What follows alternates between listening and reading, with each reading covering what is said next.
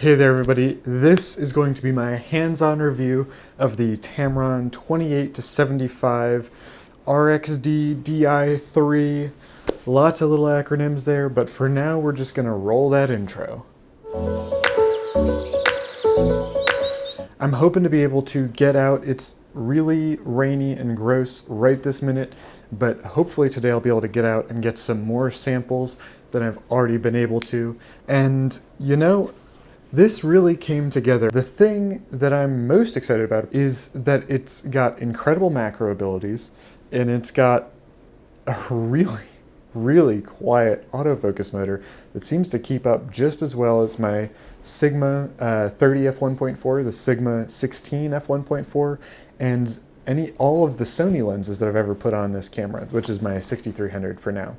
So I'm really excited about this.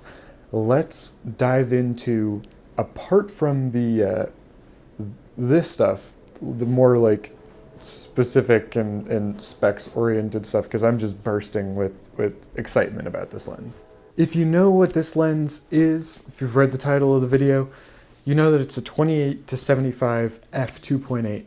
Tamron has gone and put their super duper quiet motor for autofocus in there, and it does have a fairly linear response when you manipulate the manual focus ring, assuming of course that you're going to be manually focusing, which I have a hard time imagining many people do too much of with this lens, because the autofocus performance is fantastic. Just if I go here, block my face, and down, very smooth, very fast autofocus performance. One of the key features for me about this lens was also the macro working distance. At 28 mil, it's about 2 inches maybe from the end of the lens. So for reference here, I'm going to put my second knuckle against the exact front lens element. You can just see that that's taking up just under 2 knuckles worth of space, so that's probably 1.5 inches. And that's the distance from the front element to the leaf that I'm filming right here. Let me adjust this exposure down just a skosh. And you know, this is at 28 mil. So we're gonna do a macro test here in just a minute for that minimum focus distance. Whoop, lost it there for just a second. At 75. Now, if you're not radically impressed by this, then I don't know if you can be radically impressed. And you know, maybe that's actually a good thing, but I am nevertheless very, very impressed with the minimum focus distance and the optical quality of this lens so far. Alrighty, so this is a working distance from the front element of probably 2 to 3 inches. And you can see that it's just barely getting the tips of these leaves in focus. That you know, depth of field is so shallow. Let me adjust this exposure back down just a touch. And that is looking fantastic. This is at 75 millimeters. You can see that working distance to here is, that's actually a little bit further than I thought it would be. That's probably, that's from the end of my thumb to the end of my finger with them splayed out. So that's probably 7.5 or 8 inches. But still, that is great. And that, look at that image quality. That is just so fine. And I'm so glad it rained, because this is making these subjects just pop like you wouldn't believe. And that is looking so good. I'm moving the camera to try to compensate for the wind, because can't really control that around here. But that is looking just so good, isn't it? This is going to be a test from near as makes no difference minimum focus out and then back. So let's pan down. And there it is, out nice and fast. Great autofocus performance, very quiet. And now back to here.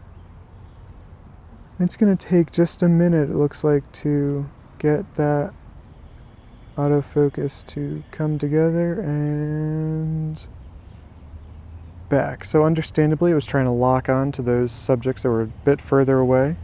That might be the camera more so than the lens. So once it did catch on, it really caught on well, and I think that's really impressive. Going to be a test of the manual focus. This is going to be just a quick whip through.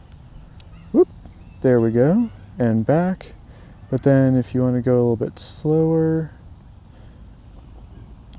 that's a fairly linear response.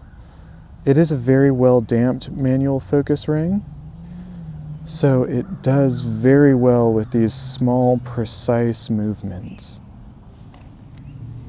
That last clip was at 28 mil. This is going to be at 75 mil. And a nice roll through this range. Very linear response, again, exactly what you would want. Almost as if it were an SLR lens. And now that we're that far past, let's whip it back. And that was perfect. This is a very nice lens to use manual focusing on. Not at all like a lot of the focus by wire systems that we've seen historically. Do one more quick test of the manual focus. This is again a very linear response here at 75 millimeters. It's a bit different level of detail on these elephant ear or whatever they are plants, and this is doing just fine. Now we can whip it back, whip it forward, so you do retain some of that focus by wire system stuff, but I think it's doing just fine for manual focus for sure. For the price, for the apparent image quality, for the range, the aperture, macro abilities, AF performance, you know, what we're looking at with this lens is probably one of the best all-in-one normal range options that's ever been made.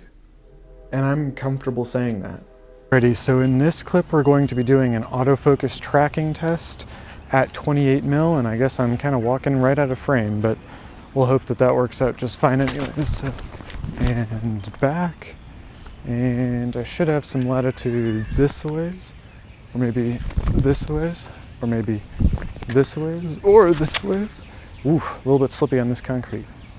So as you noticed in the last tracking test, kind of once I left center frame, once I did my juke to the side, it kind of lost me there for a minute.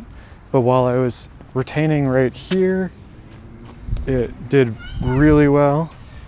Now, I think that I might be poking my little schnoz right out of frame with some of these, but let's hope that it does well.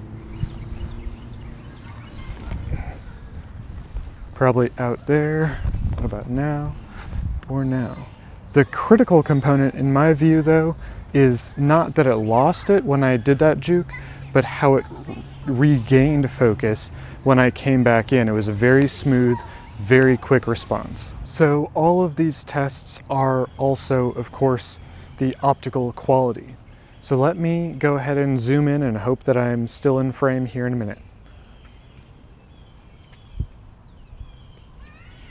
Now this is going to be a roughly 100, just over 100 equivalent focal length. And the thing about zooms, I've said this in previous videos, is that you're never going to get it perfect through the range. What you got to be really good about as a manufacturer is making that end that it's better as wide as possible.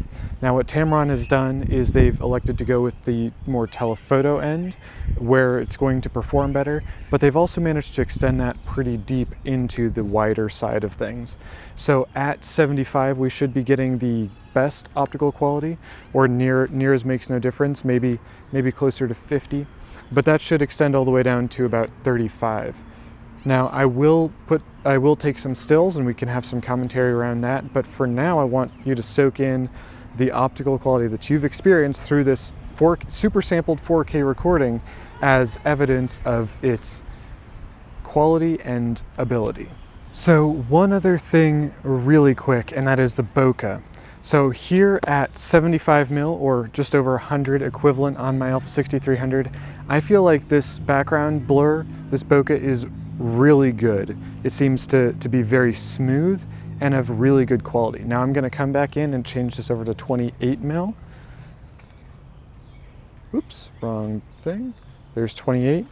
And now I am roughly half the same distance that I was a minute ago to camera. I feel like the bokeh here is almost as impressive as it was a minute ago, especially for this being at 28 mil and 2.8. So the bokeh quality through the range of this, in my opinion, is still very high quality. For those of you who care about that, such as myself, this is going to be an important point in favor of the Tamron 2875 f2.8 Di3 RXD. Wow. The build quality is great. It is a little bit plasticky, but it's a tough plastic. It's much like Sigma's Art and Contemporary series lenses. Theirs is a thermally stable composite that has some metals and some very high quality plastics in there, and some optical glass, I believe, as well. So the Tamron build quality is very much up to that par. It's not a metal body, but it is a better than normal plastic.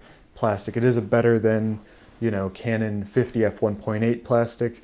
It's better than a lot of the plastics, even on something like the Canon 24-105 that is a very popular kit lens. Now, I hope that y'all have gotten a lot of value out of watching this video. This is a great lens from everything that I can see, from everything that I can feel, and I am so much looking forward to this being my daily driver, which is an awful word, for my upcoming Sony a7 III once I manage to get that, and for travel and general purpose stuff going forward. I imagine I'm going to continue to use my Sigma 30 f1.4 for a while because I do love that f1.4, but this has so many things going in its favor. The macro, the range versus a prime, of course, is useful, and it just turned out to be a lens that I'm really enjoying. It balances really well with both my 6300 and on the full frame Sony bodies. Tested that out before I got it just to be sure.